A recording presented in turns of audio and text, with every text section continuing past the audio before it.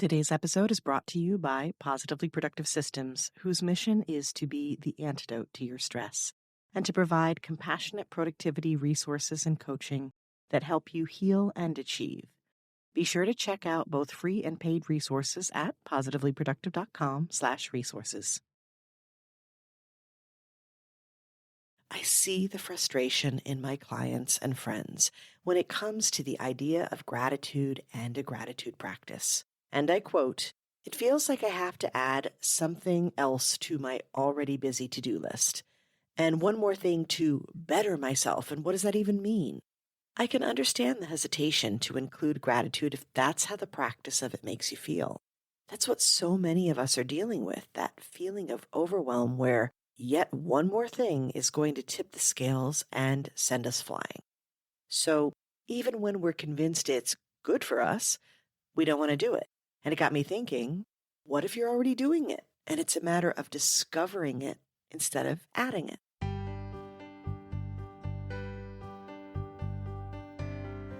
You're listening to the Positively Living Podcast. I'm your host, Lisa Zawrotny, founder of Positively Productive Systems and a coach certified in time and stress management, helping overwhelmed clients make space for what matters. Join me each episode as we explore ways to live a more proactive, productive life with topics and guests that speak to simplifying self-awareness, systems, and so much more. I understand overwhelm personally as a fellow multi-passionate entrepreneur, wife and mom to kids and cats, and former caregiver. I'm here to help you choose what's right for you so you can do less, live more, and breathe easier. Sound good? Let's get to it. Welcome to the Positively Living Podcast. I'm your host, Lisa, and I'm so grateful you joined me today. And just like that, I practiced gratitude. It really is that simple. Telling you I'm grateful for you, taking time out of your day, listening, supporting the show, connecting with me like this.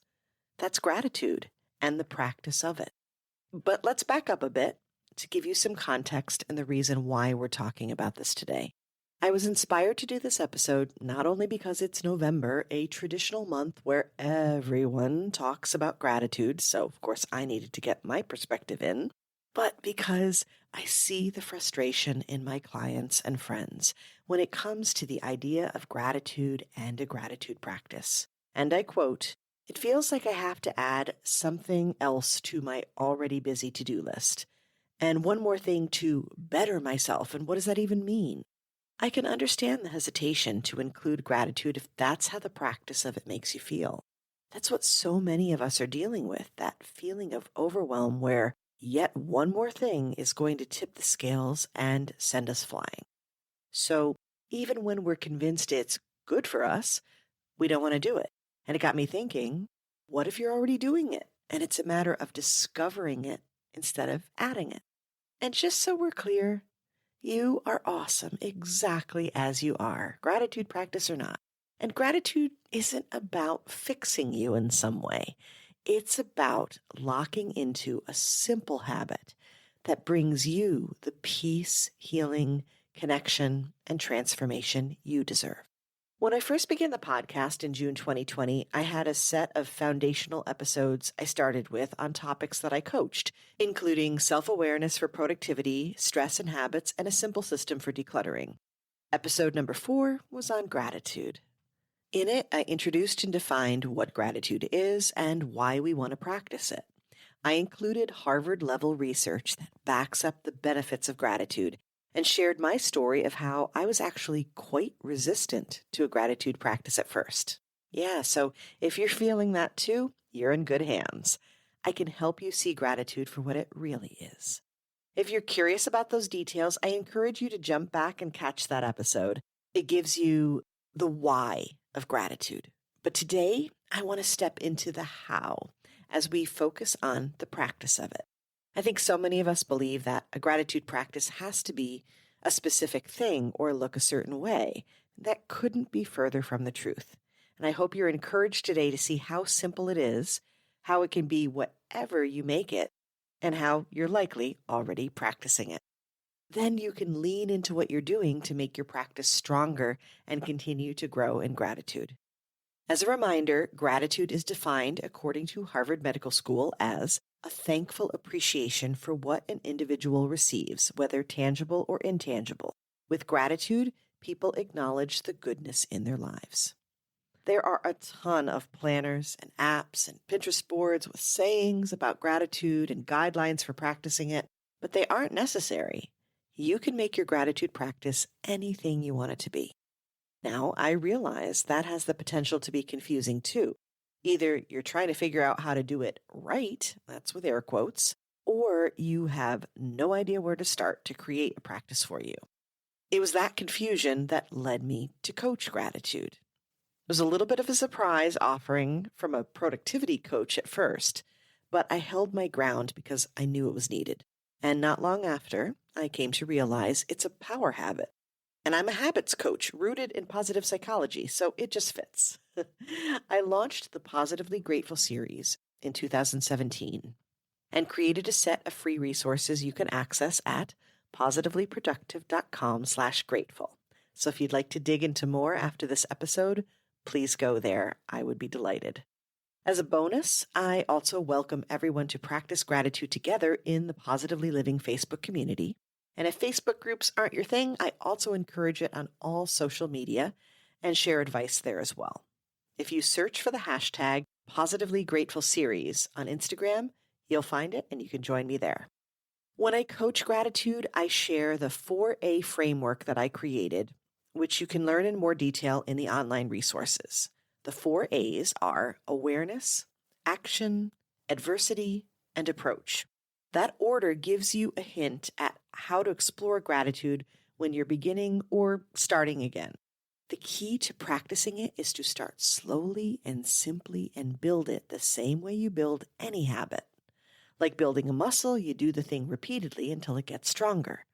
At first, it takes effort, but it feels easier as you go because your brain is automating it. Your gratitude muscle is strengthening.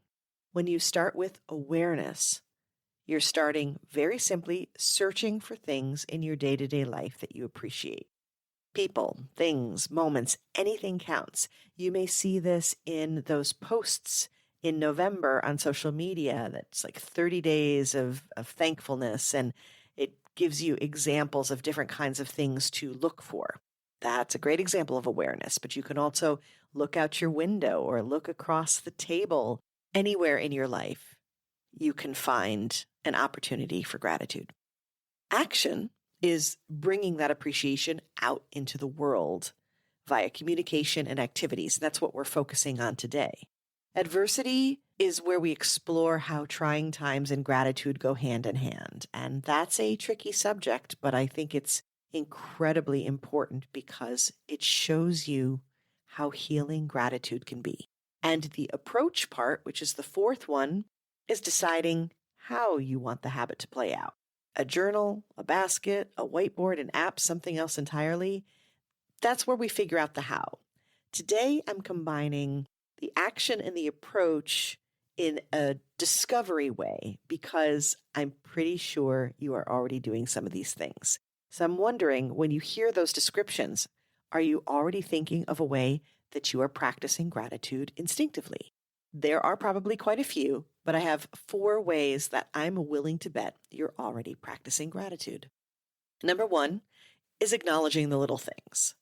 If you're working hard to not take it all for granted and you find moments and aspects of your day that you acknowledge, that's gratitude.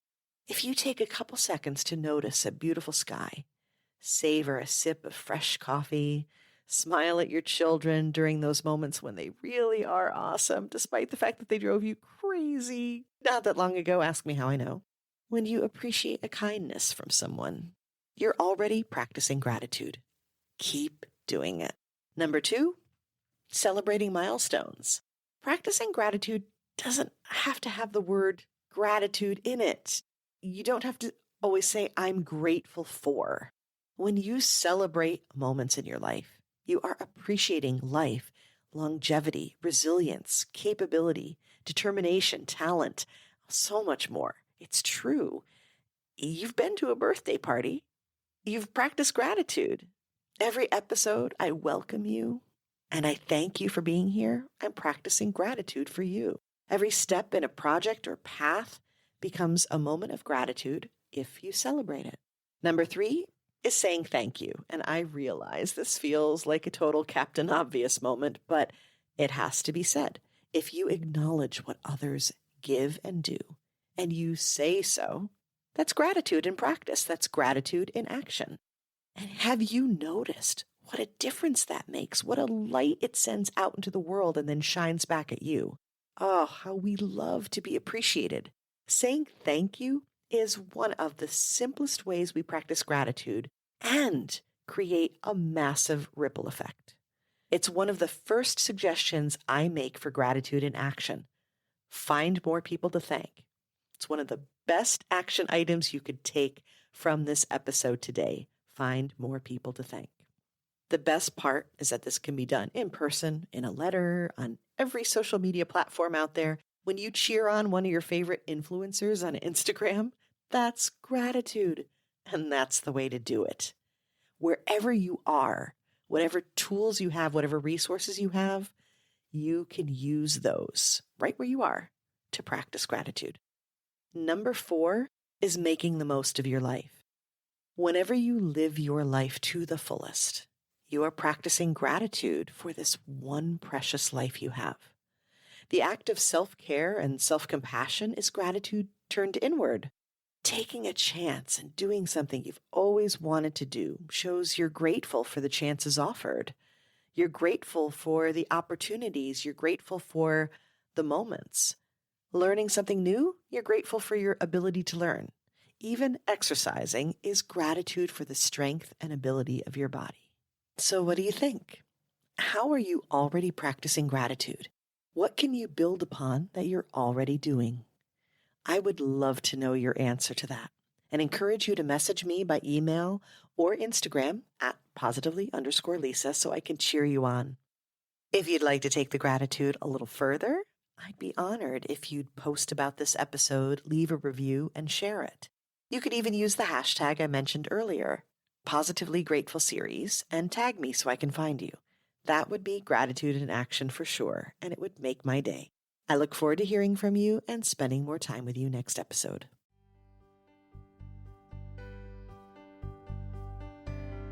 Thank you for joining me today. Your time is precious and limited, and I'm honored you chose to spend it with me.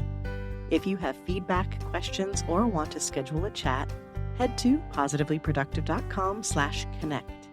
And if you are looking for any of the resources referenced on the podcast, from books to products to training and more, go to positivelyproductive.com/resources.